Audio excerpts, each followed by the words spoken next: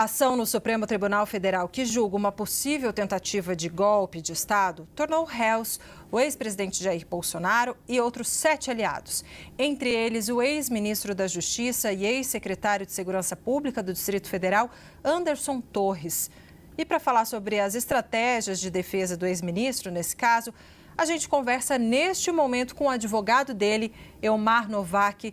Doutor, obrigada por estar conosco aqui na CNN, nos estúdios de Brasília. E eu já começo te perguntando como é que o senhor, e o ex-ministro, também seu cliente, receberam essa decisão do STF de aceitar a denúncia por tentativa de golpe de Estado. Boa tarde. Bom, boa tarde. Primeiro, cumprimentar você, Débora, e todos aqueles que estão acompanhando esse jornal. E dizer o seguinte, nós recebemos com naturalidade, até porque já era esperado esse resultado, e agora entra uma fase mais difícil para o Ministério Público, que é justamente produzir provas concretas de que Anderson Torres participou de uma suposta trama golpista. Porque até então, o Ministério Público Federal impôs para a defesa, especialmente de Anderson Torres, a famigerada prova diabólica, ou seja, ele tinha que fazer prova negativa de autoria e nós fizemos isso até com êxito. Agora, eles vão ter que provar que Anderson Torres cometeu os crimes que eles estão alegando. Qual vai ser, então, a defesa, a estratégia de defesa neste caso? Considerando já, doutora, assim, alguns indícios, algumas pistas que os ministros do Supremo deram quando aceitaram a denúncia. Bom, primeiro, tem que registrar, Débora, que os fatos do 8 de janeiro foram fatos gravíssimos, foram vergonhosos. Não há quem não tenha assistido aquilo que não tenha se revoltado com aquilo. O que nós precisamos agora é separar quem teve responsabilidade direta daqueles que não tiveram absolutamente nada a ver. A estratégia nossa é buscar a verdade, fazer com que a verdade ela venha à tona. Em relação a Anderson Torres, por exemplo, nós temos 5 condutas distintas que foram imputadas a ele. E nós vamos mostrar que nenhuma delas tem a ver com qualquer conduta criminosa. Todas as condutas que foram imputadas a Anderson Torres são condutas profissionais. E veja, talvez o ponto mais interessante seja o depoimento dos ex-comandantes do Exército da Aeronáutica, que trazem Anderson Torres como se ele tivesse feito um assessoramento ao ex-presidente em matérias golpistas. Bom, naquela época em que esse assunto veio à tona, nós pedimos à Polícia Federal e depois ao Ministério Público Federal que algumas diligências fossem realizadas com o objetivo de se buscar a verdade. Por quê? Os depoimentos eram contraditórios entre si, eram vagos e existiam lacunas que necessariamente precisavam ser esclarecidas.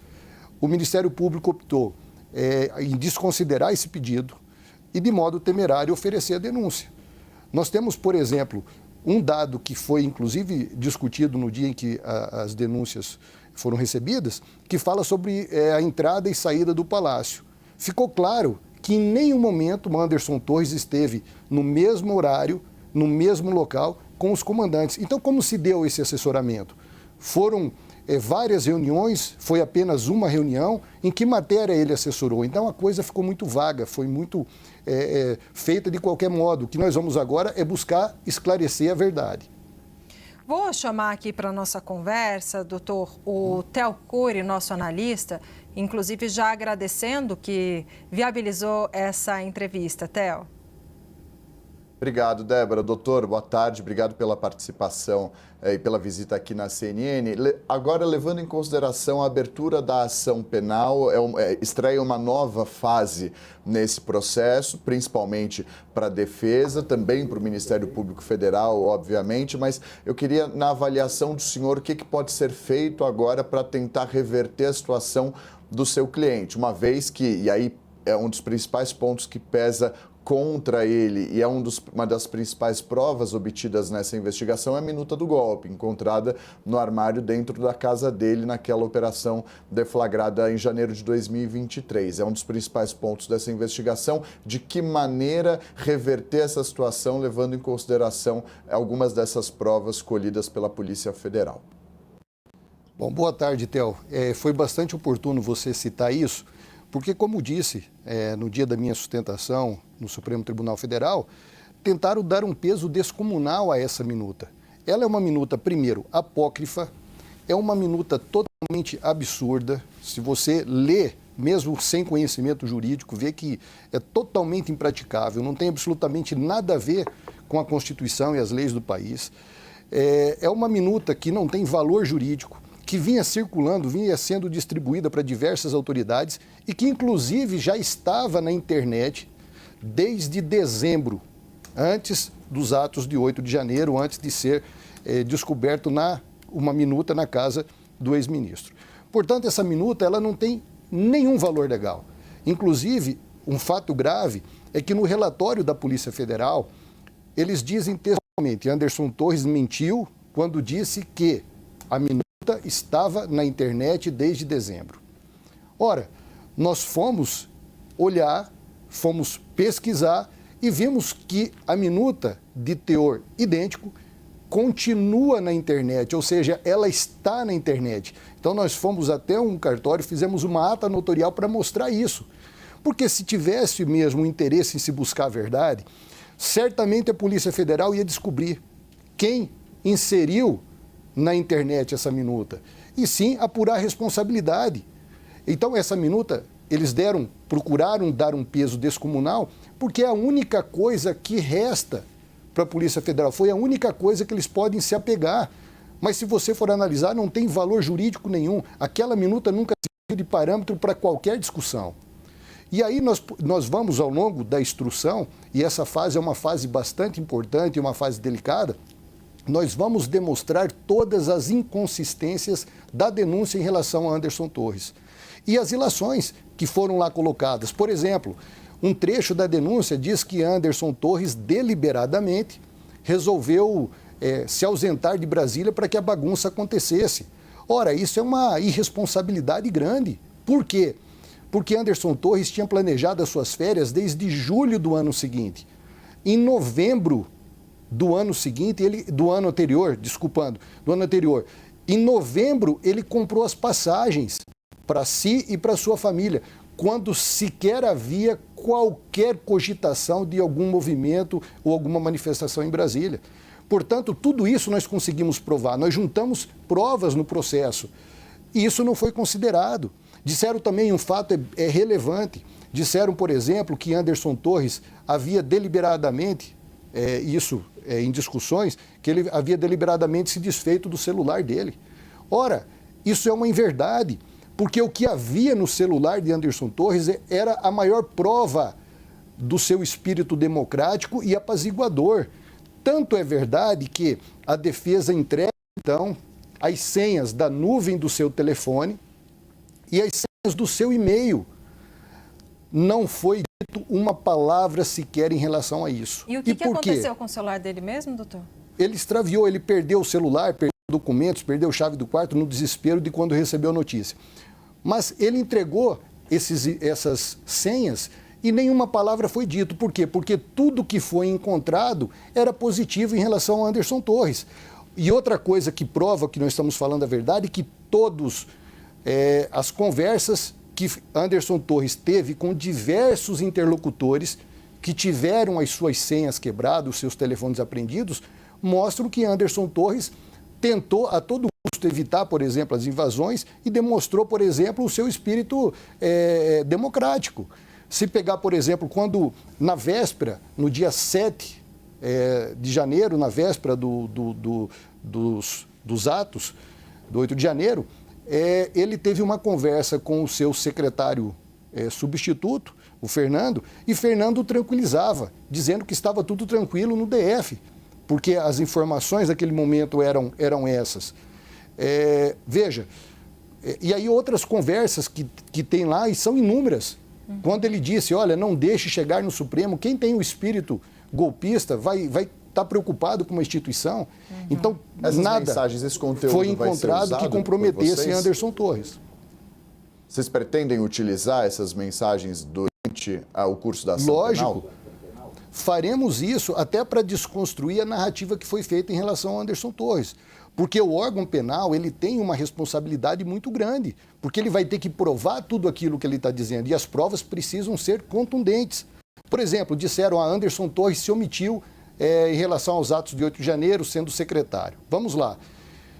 Um inquérito civil instaurado também pelo Ministério Público Federal, chegou à conclusão que Anderson Torres não teve responsabilidade direta nos ataques de 8 de janeiro.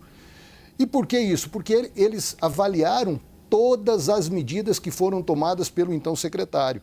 E antes de viajar, ele deixou um protocolo de ações integradas assinado. E esse protocolo, se tivesse sido cumprido à risca, teria evitado essas manifestações. Um dos pontos, por exemplo, e são vários pontos desse protocolo, mas um deles, por exemplo, impedia o acesso à Praça dos Três Poderes. Doutor, deixa eu chamar para a nossa conversa o nosso analista Pedro Venceslau. Pedro, sua pergunta. Doutor, o senhor avalia que pode ter acontecido algum tipo de sabotagem, já que havia muita comunicação nas redes sociais, em grupos de WhatsApp, uma mobilização daquele tamanho não acontece da noite para o dia. Pode ser que tenha o segundo escalão, por exemplo, da Secretaria de Segurança ou da Polícia, poder ter feito algum tipo de sabotagem ou deixado de informar o Anderson Torres sobre eventuais movimentações para um ato golpista? Bom, boa tarde, Pedro. Veja, eu não posso afirmar e nem descartar, e cabe aos órgãos de investigação chegar a essa conclusão. Mas, como disse, são necessárias provas. Agora, veja, era necessário um basta nesse tipo de ações? Certamente sim. Por isso eu disse, desde quando assumi essa defesa, o Supremo Tribunal Federal agiu com a energia necessária naquele momento, agiu de forma enérgica e pedagógica para dizer, olha, nós não aceitamos mais isso no Brasil. Mas se a gente pegar um pouquinho e recapitular a história, em 2013 nós tivemos a depredação de vários órgãos públicos. Em 2017, eu estava no prédio do Ministério da Agricultura, à época, quando o prédio foi destruído e foi incendiado no movimento Fora Temer. Então, veja, eram movimentos que vinham crescentes, e o Estado brasileiro tinha que dar um basta nisso. Então, o Supremo Tribunal Federal agiu com a energia e agiu de modo pedagógico. Agora é necessário separar quem realmente teve responsabilidade e quem não tem. E a questão, se houve uma tentativa de golpe ou não houve, eu não entro nesse mérito, ainda que as minhas convicções me permitam interpretar que não havia qualquer possibilidade de um golpe dar certo. Mas eu não entro nesse mérito agora. O que eu preciso deixar claro é que os atos foram graves, foram vergonhosos e que é necessário uma medida dura para que daqui para frente se entenda que esse tipo de manifestação não será tolerado mais no Brasil. Theo Cury. Doutor, de maneira muito direta, qual que é a expectativa do senhor para esse julgamento específico? Primeira pergunta. E segunda, qual papel o ministro Luiz Fux pode ter ao longo desse processo na avaliação da defesa do Anderson Torres? Bom, veja, eu falei no início muito rapidamente, agora vem a fase mais importante do processo, porque agora de fato começa o trâmite da ação. O Ministério Público vai ter que provar tudo que vem falando, tudo aquilo que ele constou na denúncia. Até então, a defesa vinha arcando com o ônus de produzir prova negativa de autoria, né? A famigerada prova diabólica. Agora não. Agora nós juntamos vários processos que desmontam, vários documentos que desmontam aquela narrativa e eles vão ter que provar que estão corretos, o que eu acho que será muito difícil acontecer. Eu acredito, em relação à questão da postura do ministro Fux, ele, e aí eu vou falar não só dele, mas vi manifestações também recente do ministro Barroso, enfim, do ministro Supremo, chega um momento que é necessário sopesar. A diferença entre o remédio e o veneno muitas vezes é a dose. Será que está sendo devidamente pontuadas as questões? Será que o devido processo legal está sendo respeitado? E eu falo sempre que, sob a justificativa de defender o Estado Democrático de Direito, nós não podemos permitir que uma das suas bases seja solapada, que é justamente o devido processo legal, que é uma garantia constitucional a todos nós. Então, eu acredito que não haverá sobressaltos, mas eu acredito que o Supremo Tribunal Federal, ao analisar as provas, vai agir com a imparcialidade necessária e vai chegar à conclusão correta. Doutor, agora, para encerrar, né, essa nossa entrevista não é uma pergunta jurídica, é uma pergunta mais para o lado pessoal. Gostaria de saber como é que seu cliente está, o ex-ministro da Justiça, Anderson Torres. Olha, ele está bastante, lógico, bastante apreensivo, muito preocupado. Há algum tempo ele vem fazendo um acompanhamento também psicológico, mas ele continua confiante nas instituições, ele tem fé na justiça e acredita que ao final as coisas serão devidamente esclarecidas. Muito obrigada. Nós conversamos com o advogado Elmar Novak. Obrigada mais uma vez por essa entrevista, viu, doutor? Eu que agradeço essa oportunidade. E obrigada também, Theo Cori, por viabilizá-la e por Venceslau pela participação.